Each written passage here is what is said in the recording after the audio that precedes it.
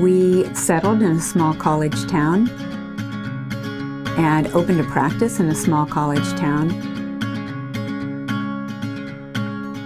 We've been in practice for 36 years. She was the first Quinn, I was the second one. And many people were kind of taken aback when I would say I practice with my wife, but I think they even pictured me examining the right eye, Susan examining the left eye. I mean, the beauty of the situation was we were both driving towards a common goal, and we were so aligned with what that goal was.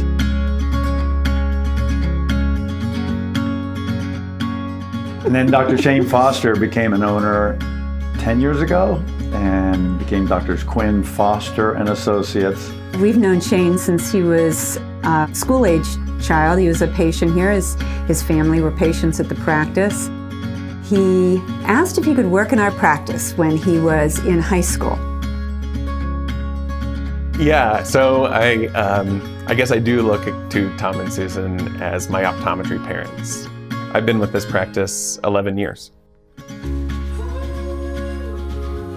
You know, people would say, well, won't Tom and Susan gang up on you? If they're a husband and wife team, obviously they have, a vested interest in one another. But, they had that vested interest in me too, because they wanted me to be able to take this practice from what they had, built from the ground up and then have somebody to pass that on to when they were ready to move on.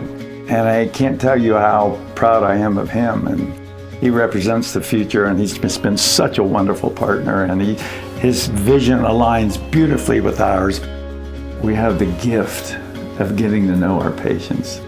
We focused on how we feel like that's a big part of why we are where we are here today. Getting to know patients, you get to understand them and understand what their needs are. We take the time to do that. The practice always ends up doing well when you put the patient first. Tom and Susan had the motto, what's good for the patient is good for the practice. And I think it makes a lot of sense.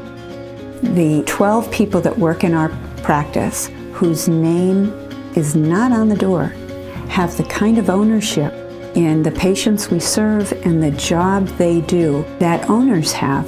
That's invaluable.